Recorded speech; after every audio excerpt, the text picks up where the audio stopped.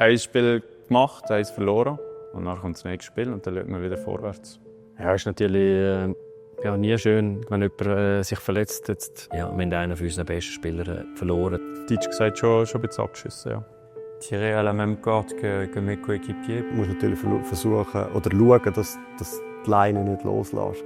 Auch wenn ich nicht unbedingt im Mittelpunkt will sein, habe ich das wirklich sehr genossen. Ja, ich habe mich gefreut, dass ich nochmal die Chance kriege.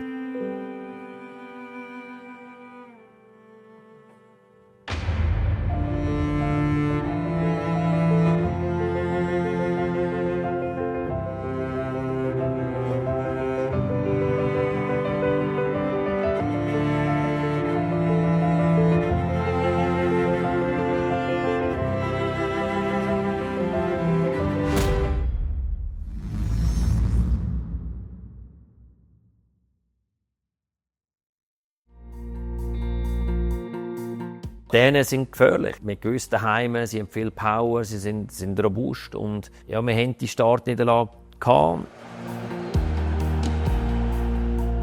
Ich glaube, das kann man recht gut ausblenden. Schlussendlich glaube ich, das Spiel gegen Dänemark ist nicht einfach, wenn mehr oder weniger die ganzen Fans hinter dem Gegner stehen.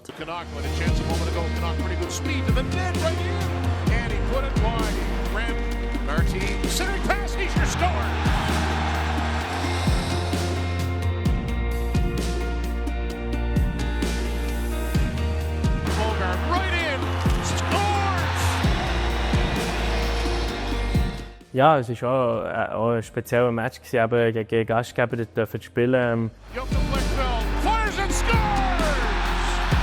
Here's Hischer, set it up, they score! Boy, a one-timer and we are tied. And when Timo Meier sets it up, they score!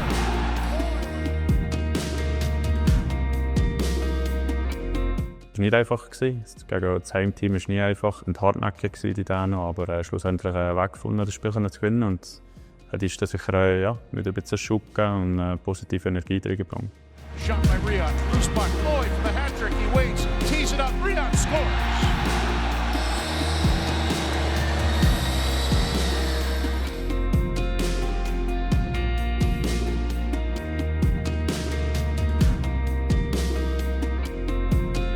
He's an empty net, he's not going to miss that, he scores!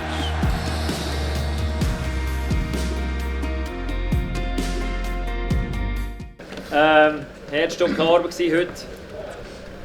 Mein grösster Gegner war der Schiri. Ich verspreche euch, aber nächstes Mal bleibe ich ruhig. Kompliment, Jungs. Von Anfang an gut gespielt, richtig gespielt. Wir sind taktisch gut unterwegs gewesen. Ich habe gehofft, dass wir 4-5 Punkte haben aus diesen 2 Matches. Einmal mehr, das sind die ersten Matches. Wir konnten nie so zusammen spielen. Wir hatten neue Spielerinnen. Von dem her, ja, ist gut gelöst gewesen.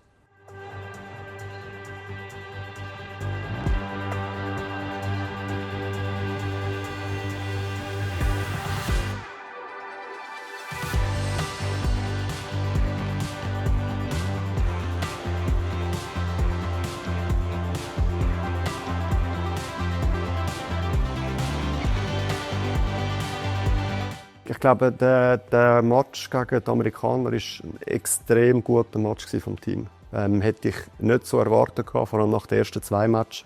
Bei Leonardo Giannoni, Goalie, und das war meine 11. WM. Howard, shot, stopped by Giannoni. The Swiss find a way to cycle that puck out of traffic, and then here's the puck line. Throw it to the net, anything could happen. You talk about paying a price to score a goal. Riyad does it twice in the corner, and then watch net fight. C'est clair que la confiance, elle était là. Après, comme je l'ai dit, ça fait partie de mes qualités. Je sais que je suis capable de mettre des goals. Je sais où aller pour avoir ces opportunités de mettre le goal. Et je les ai eues. Et à la fin, c'est rentré. Et puis, c'était des bons goals pour l'équipe. Je suis Damien Ria, je suis ailier droit. Et puis, j'ai participé à 4 championnats du monde.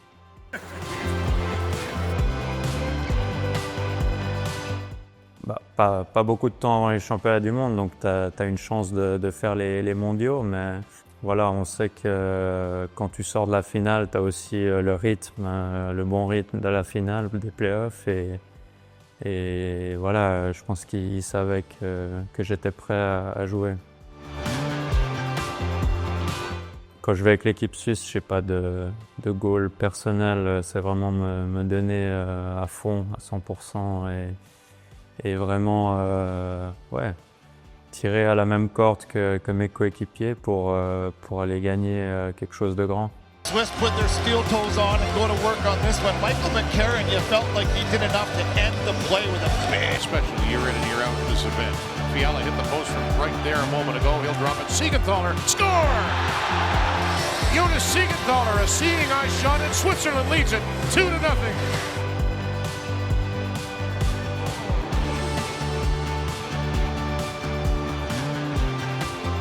Ich habe gewusst, dass wir sehr solid spielen können. Trotzdem bin ich überrascht, dass wir es wirklich über 60 Minuten wirklich durchziehen können. Fast fehlerlos. Das hat mich extrem überrascht.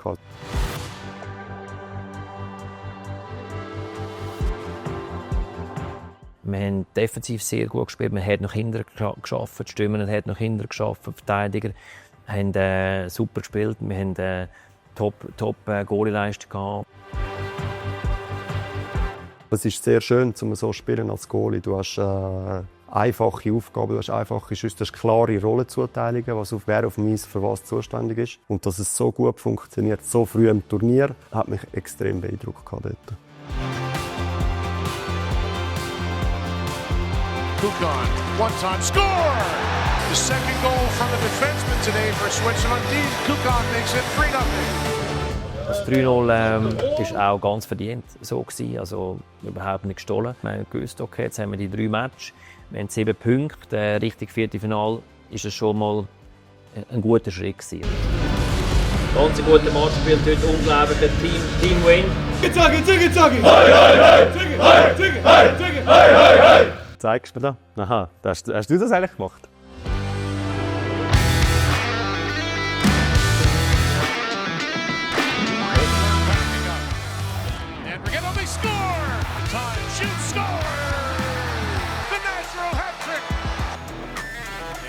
Shoots, scores! And that's more for Sven Andrighetto!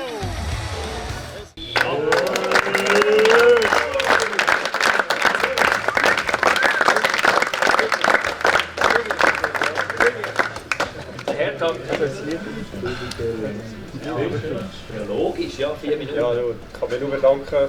Aber ich denke, wie schon gesagt hat, sehr solide und reife Leistung. Wichtige 3 Punkte gegen die Deutschen. Und ja, erholen wir uns gut und guten Match wieder morgen. Es war sicher sehr speziell und ist vieles aufgegangen in diesem Match für mich. Ich bin Sven Andrighetto, Stürmer, und das war meine 6. WM. Sehr speziell, weil ich in meiner Profikarriere noch nie 4 Goal geschossen in einem Match. Und für uns war es ein sehr wichtiger Match gegen die Deutschen. Wir wissen, die Rivalität ist sehr gross, auch in der Vergangenheit. Eben, es waren immer sehr enge Matches und gute Matches vor allem.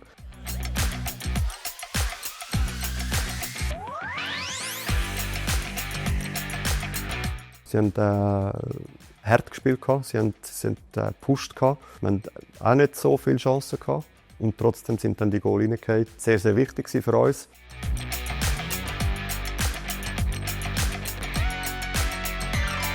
Jäger with a chance. Stop, big rebound, score! React! And the Swiss are on the board. Sven Andrighetto from the corner. And it's 2-0 Switzerland. Sven Andrighetto makes it 3-0 Switzerland. And Andrighetto makes it 4-0 Switzerland. Andrighetto shoots, scores! 5-0. Wir merken, wir sind am Rollen. Also wir haben nach dem 3-0 Amerika und 5-0 Deutschland wir haben sehr, sehr viel Selbstvertrauen gehabt.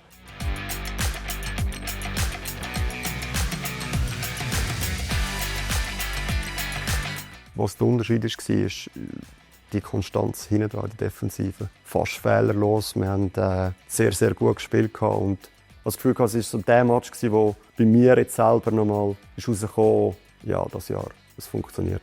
Es funktioniert sehr gut. das hier allerdings. Achtung, oben im Bild die Nummer 13 der Schweiz im Duell mit Szymanski, der 44. Und jetzt versucht er aufzustehen. Ja, und er merkt sofort irgendeinen Schmerz. Das ist noch die Szene, wo er... Oh, nein. Das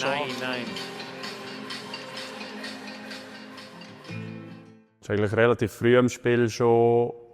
Habe ich probiert, die Scheibe abzudecken und dann ist mir mit dem Knie eigentlich ins Arsch gefahren, wenn ich das so sagen darf.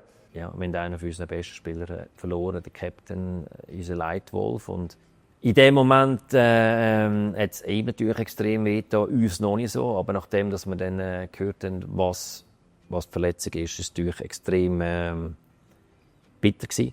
Aber logischerweise ist es schon ein Verlust, den du nicht einfach so 1:1 abdecken kannst. Wir haben einen wichtigen Part verloren. They do so much to get the puck free for the skilled players. One of those skilled players, there's Nico Hischier. A ton of props to him for being the teammate that he is. Ja, es hat mir einfach ein bisschen mega, weil ich gewusst habe, wahrscheinlich ist das für mich die WM. Aber natürlich auf der anderen Seite auch froh, dass es nichts Schlimmeres ist. Also es war wirklich nichts Schlimmes. Ich musste es einfach so still haben für ein paar Wochen. Es war ein blöder Zeitpunkt. Die Mannschaft hat gut reagiert. Der Nico hat auch gut reagiert. Er hat gesagt, er bleibt bei uns, er will uns unterstützen.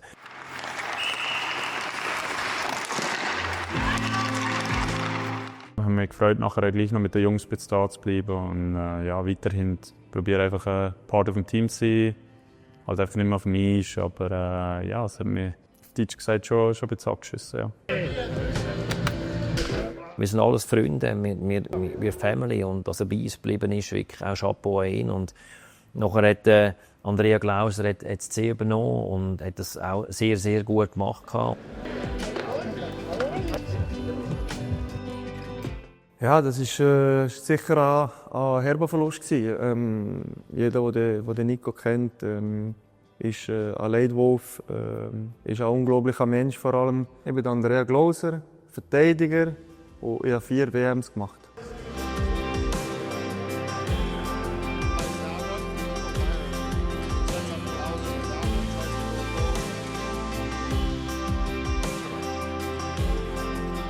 Es ist ein enormer Stolz, dass ich das und Freude und alles. Es ist sehr emotional. Es heisst etwas, dass ich etwas gleich auch richtig mache. Gleich, man darf nicht vergessen, wie so viele Leaders von anderen Teams in der Nazi. Also bin ich nie alleinig auf mich gestellt gewesen. Da habe ich mir nicht einmal irgendwie Druck gemacht. Also, ich habe genau gewusst, ich mache einfach mein Ding weiter, spiele mit meinem Herz.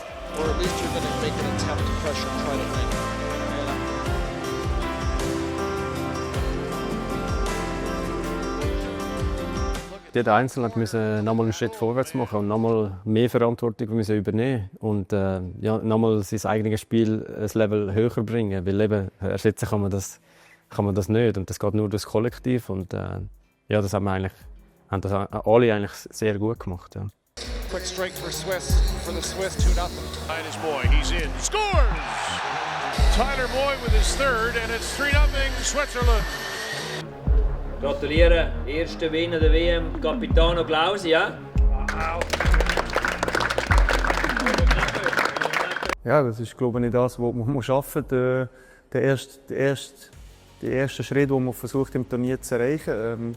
Guter Start natürlich. Es gibt immer 2 Seiten. Wenn du in eine WM hineingehst, ist das erste Ziel eigentlich, sich für das Viertelfinale zu qualifizieren und das so schnell wie möglich. Ja, ich denke, es ist sicher sehr ein gutes Zeichen, dass man sich früh qualifizieren. Das heisst, man ist eigentlich gut ins Turnier gestartet und hat das relativ gut auch durchziehen. Es gibt ein bisschen Luft, um an den anderen Sachen, die eben noch nicht so gut funktionieren, zu arbeiten, noch etwas auszuprobieren. Und auf der anderen Seite musst du natürlich versuchen oder schauen, dass die Leine nicht loslässt und das Ganze dir aus den Händen gleitet. Man weiss, dass wenn man es erreicht hat, dass man noch nichts gewonnen hat damit. Ist sicher sehr gut, aber es ist dann nicht, jetzt ist es geschafft, sondern jetzt geht es erst richtig los. Egli shot it from the point and is it Ambull with the redirect? It is 1-0 Switzerland. Timo Meyer flies into the zone and has his first goal and it's 2-0. Point shot by Egli. It got through and it's 3-0 Switzerland. Timo Meyer's second makes it 4-0. What a rocket from J.J. Moser and it's 5-0. Nice finish by Egli. That's his second, and it's 6-0 Switzerland. Andreas Ambul, 7-0 Switzerland. Klauser shoots, scores, and that's 8. That's the hat trick for Andreas Ambul.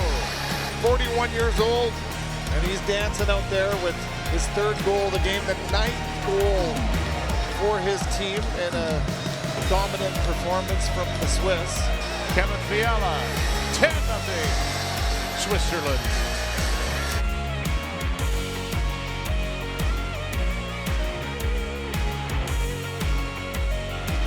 Jetzt nicht nur das Jahr, allgemein nach der Saison ist allweg so die Hoffnung und das Ziel, dass noch irgendwie in die Nazi darfst. Und ich bin wirklich froh, dass ich das Jahr auch noch mal können in die Vorbereitung von Nazi gehen und mir zeigen, weil ja, es ist irgendwie so der natürliche Ablauf die letzten paar Jahre, dass nach der Saison oder nach den Playoffs dann noch in die Nazi hast können und ich habe schon fest gehofft, dass ich das Jahr auch noch mal die Möglichkeit kriege. Ja.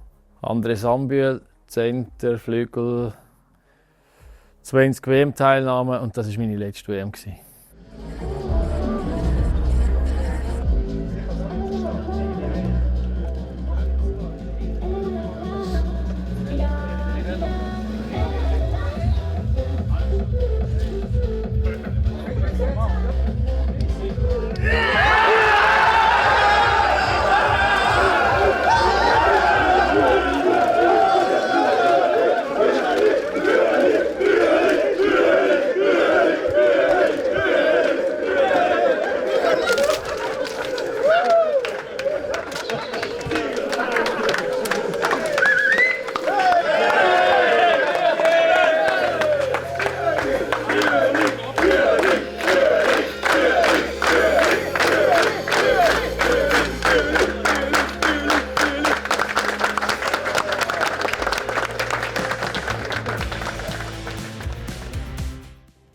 Coole Jokes für den Bühler.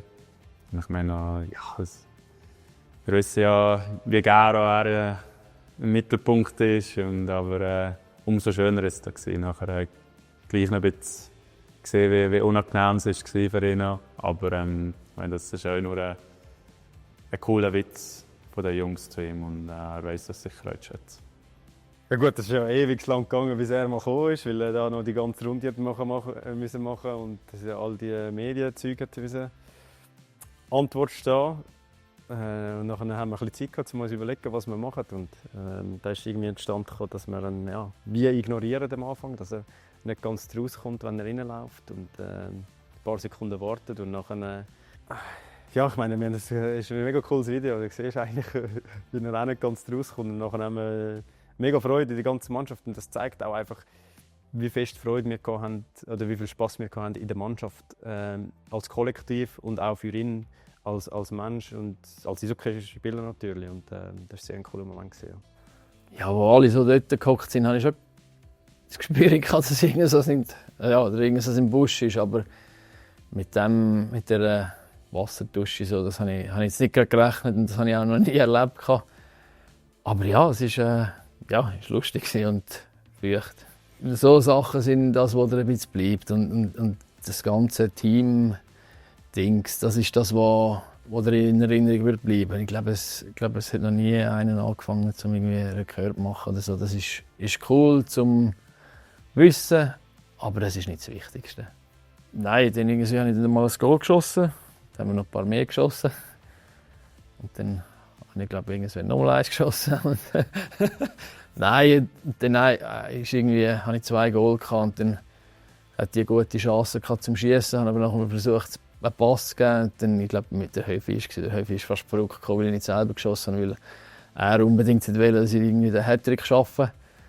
Und dann kurz vor Schluss hat es dann noch geklappt mit dem 3. Goal und dann hat er Freude gehabt, aber auch die ganze Mannschaft irgendwie hat sich für mich gefreut. Und ja, das war schon speziell gewesen. Ich bin jetzt nie der, der unbedingt auf sich selber geschaut hat und ich glaube auch in dieser Phase habe ich vielleicht lieber den Pass gegeben, statt selber zu schießen. Aber am Schluss hat es gleich geklappt und wie nachher alle Freude haben für mich, hat mich auch gefreut. Und ja, es zeigt ein bisschen, wie die Mannschaft war. Wir haben extrem Freude gehabt, wenn ein anderer etwas Gutes können machen oder gemacht hat. Und das ist auch nicht allweg selbstverständlich, glaube ich. Ja, es ist etwa, was ist das? 2-3 Tage nachdem wir draußen waren, hat der Fischer angerufen und ja, wieder, wie allgemein die letzten paar Jahre gesagt oder gefragt, ob ich gerne würde in die Vorbereitung kommen und ja, um mich zu zeigen, um so einen WM-Platz zu kämpfen. Und das war für mich eigentlich nie die Frage, ob ich dort Ja oder Nein sage. Das war ein klares Ja. Ja. 100%, dass er aufgeboten wird. Die WM war noch nicht definitiv.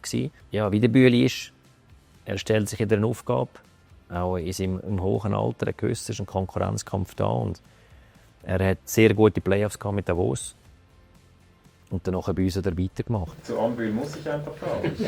Also ich bin erstaunt, dass die Frage noch nicht gekommen ist. Also ihr habt vorhin gesagt, ihr müsst ihn eigentlich bremsen. Jetzt gibt es nicht mehr bremsen, sondern jetzt gibt es noch, wenn überhaupt, diese WM. Wo steht er in eurer Hierarchie im Hinblick auf diese WM? Und im Hinblick auf den letzten Cut? Ja, ich denke, Anfang der Saison habe ich gedacht, es wird sehr schwierig werden für ihn. Er hatte wenig Eiszeit, wenig Impact bei Davos. Und dann in der zweiten Hälfte, nachdem er irgendwie den Rücktritt bekannt gegeben hat, spielt er wieder mehr und ist riesen ihn ein bisschen von der Leine. Und er hat auch unglaublich gute Playoffs gespielt und sich damit auch wieder in eine gute Position gebracht bei uns. Und jetzt ist er voll im Rennen für einen WM-Platz. Ehrlich gesagt, ich habe nicht so viel. Ich schaue allgemein nicht so viele Medien, aber ich habe schon mitgekriegt, das ist jetzt nicht nur das Jahr. Ist so, seit ich 35 bin, ist irgendwie heisst, er ist zu alt oder er sollte nicht mehr dabei sein. Und irgendwie ist es nachher gleich halb gut aufgegangen. Und ich nehme an, das wird dieses Jahr ähnlich sein. Und ich verstehe es auch, wenn er mit 41 noch einen aufbietet. Das ist nicht halb, ja, wir werden wahrscheinlich nicht alle jutzen. Aber ich bin froh, hat mir der Fischer die Möglichkeit gegeben. Und darum ist eigentlich auch egal, was von außen kommt. Und schlussendlich ist auch das Mal eigentlich wieder klar gewesen, dass er wird mitkommen und zu dem Team gehört und ist ein ganz wichtiger Faktor gewesen an diesem Erfolg.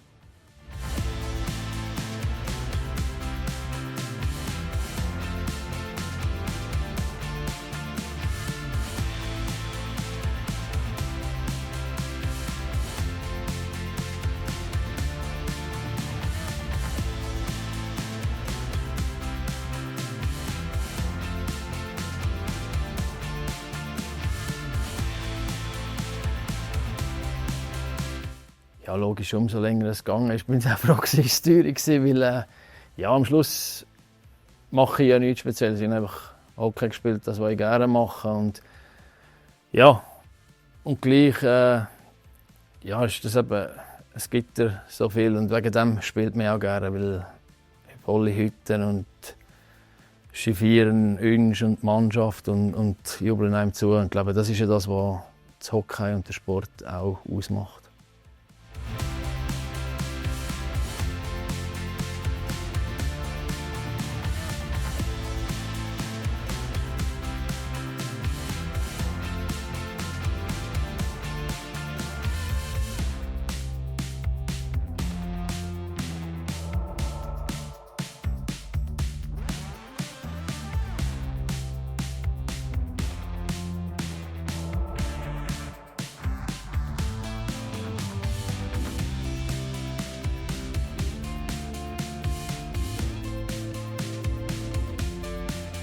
Wie soll ich sagen, ich bin nicht unbedingt auch gerne so im Mittelpunkt steht, aber es ist sehr speziell gewesen. Und ich bin auch sehr dankbar, dass ich das erleben durfte. Meine Familie, die Mädchen haben nochmal kommen, schauen, wie daheim, also in der Schweiz spielen. So viele Zuschauer, viele, die ich weiss, sind extra nochmal gekommen, um mich nochmal zu sehen.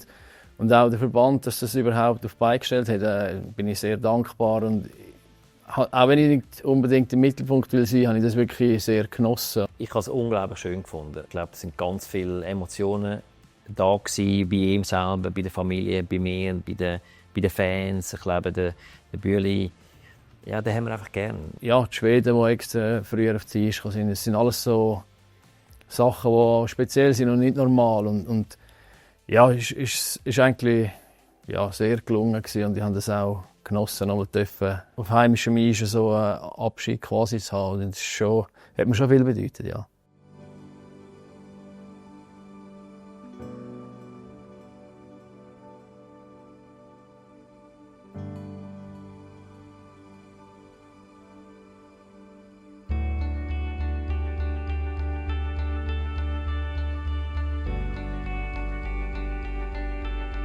Ja, ich glaube, dort, wo wir nachher auf Prag gefahren sind, wo alle ein bisschen am Warten waren, was passiert, bin ich auch am Warten gewesen. Und ja, weil nachher dann etwa klar war, dass es nochmal geklappt hat, bin ich sicher auch ein Stück weit ein bisschen erleichtert gewesen, ja. Ich war extrem froh gewesen, dass ich noch nicht schauen muss, wegen Ferien oder so. Und ja, ich habe mich gefreut, dass ich nochmal die Chance kriege, zu einer WM zu gehen.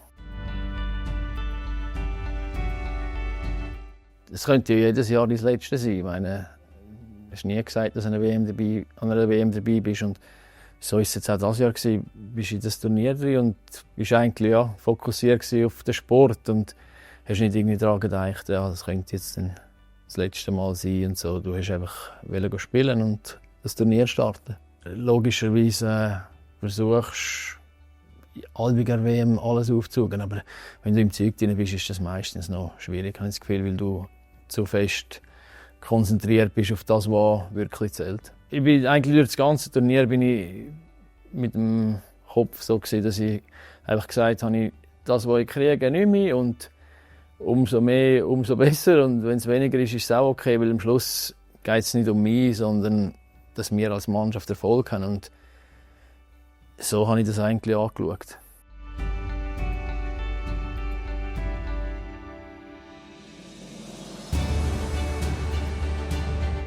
Nino ausgeschieden, unglaubliche Serie mit Winnipeg und dann schlussendlich nicht gelangt. Und dann ist wirklich Chapeau an Nino, er hat alles gemacht, dass es schnell geht. In dieser Phase haben wir nicht mehr lange Zeit und hat die Jungs von Winnipeg können überzeugen, dass das Medical alles schnell machen, das Exit-Meeting und dann ist ein Flüger und dann am Tag vom Match am Morgen gelandet und am Mittag war der Match und er gespielt. Und für ihn wichtig war, dass er einfach gerade den Rhythmus kommt. Er hat das sehr, sehr gut gemacht und zeigt auch mehr Bereitschaft von den Spielern, das Commitment fürs Land und fürs Team und natürlich auch die anderen extrem gefreut. Die Kehrseite der Medaille war eigentlich, dass eigentlich dann klar war, okay, der Dario Rohrbach kann nicht mehr eingesetzt werden. Hat sicher auch verdient, hat eine unglaublich gute Vorbereitung gespielt, eine sensationelle Saison. Das ist so ein bisschen die Kehrseite der Medaille. Aber der Nino stark war und für uns natürlich ein unglaublicher Spieler auf dem Eis und auch in der Garderobe und einfach seine ganze Präsenz ist für uns extrem wichtig. And he's got to be tired, Nino. Flew in, I believe he was supposed to arrive at 10:30 this morning after flying across the ocean last night. And Righetto came out of the corner, another power play goal. And Switzerland has its first lead. Ambu with a chance, scores! Andreas Ambu with his fourth. That's a big one. It's 3-1 Switzerland. Ja, ich bin froh, dass ich nochmal ein Goal schießen durfte. Und ja, ich glaube, es ist in diesem Spiel auch gerade noch zum richtigen Zeitpunkt gekommen, weil ich glaube, das Spiel ist dort ein bisschen knarzt gewesen und so haben wir, glaube ich, nachher ein bisschen Ruhe gehabt, kurz vor Schluss. Look at that from Ria, back between the legs, and he scores! Ouais, j'ai reçu pas mal de questions si j'entraînais beaucoup ça à l'entraînement et tout, mais en fait, pas du tout. Pas vraiment un move que je vais faire normalement. En fait, c'était du pur instinct, en fait. Ce goal et c'est rentré. Et puis, à la fin, c'est super. Mais c'est vrai que des fois, je me dis pourquoi t'as essayé ça. Mais non, c'était cool de pouvoir mettre un goal pareil.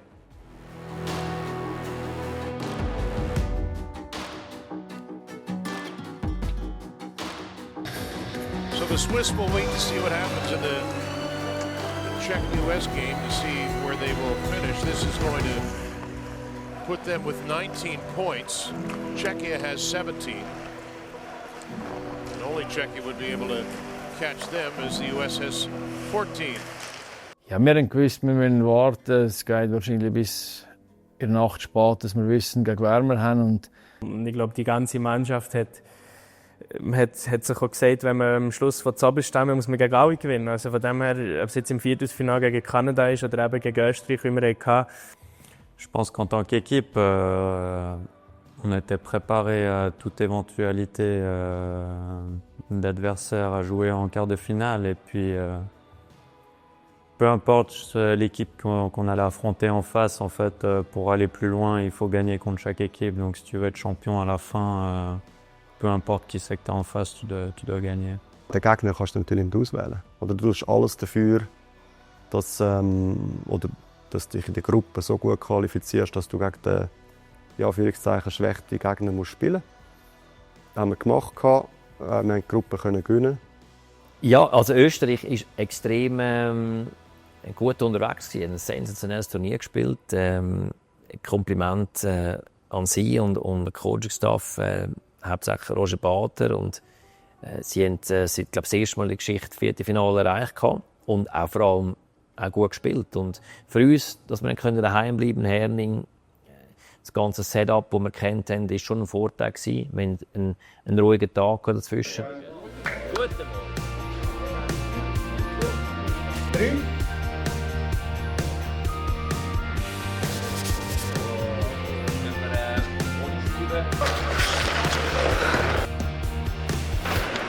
Gutes Training gegeben, sehr gutes Training gegeben sogar. Und nein, heute noch mal ein bisschen entspannen, bevor es morgen richtig losgeht.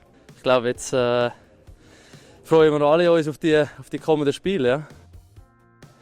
Ich glaube, sie werden sicher kommen wie die Wilden. Wir müssen parat sein auf das. Aber wir wissen auch, dass wir Qualität haben, um Österreich zu schlagen. Schlussendlich müssen wir 60 Minuten durchziehen, unser Hockey spielen, defensiv solid, vorne unsere Chancen nutzen. Es wird sicher Chancen geben und schlussendlich guten Start verwünschen. This evening, right now the puck is dropped. Captain Glauser will dump it in and gets it back. Glauser, centering pass, they score! Berchi puts Switzerland on the board. And 1-0, not surprisingly, based on the way this game is starting. Quand tu mets le premier goal, c'est toujours un avantage. Et puis, après, tu mets le deuxième et le troisième. C'est clair que la confiance, tu la prends. Et puis, l'équipe adverse, de l'autre côté, la confiance, elle descend un peu.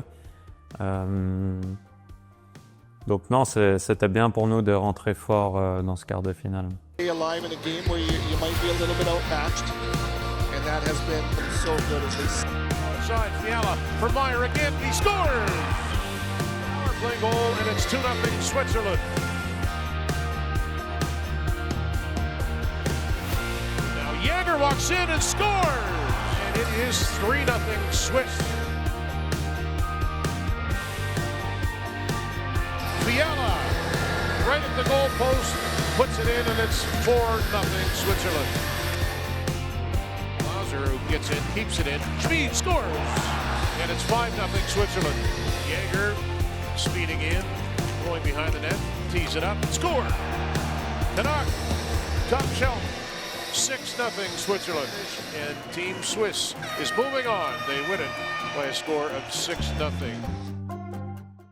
Ja, wir haben gewusst, es wird eine schwierige Aufgabe. Wir sind aber mit sehr viel Selbstvertrauen in den Match rein und haben auch ziemlich schnell das Zepter in die Hand nehmen und Österreich besiegen. Und dann eigentlich so ein bisschen das Zwischenziel erreicht. Und wir wollten unbedingt auf Stockholm gehen.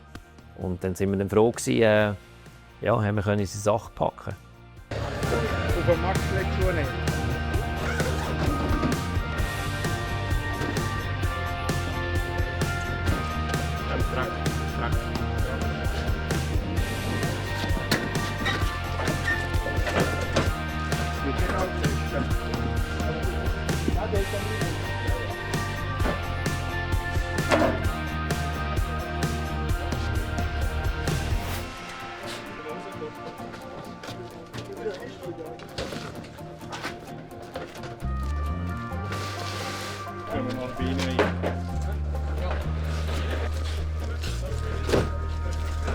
Yeah.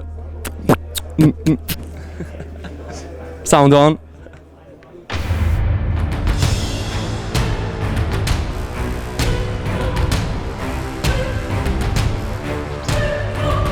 Ja, meine Gefühlslage war eigentlich klar auf Gewinnen und das soll auch so sein, dass man selbstbewusst reingeht und dass man bereit ist gegen einen starken Gegner, logischerweise im WM-Finale.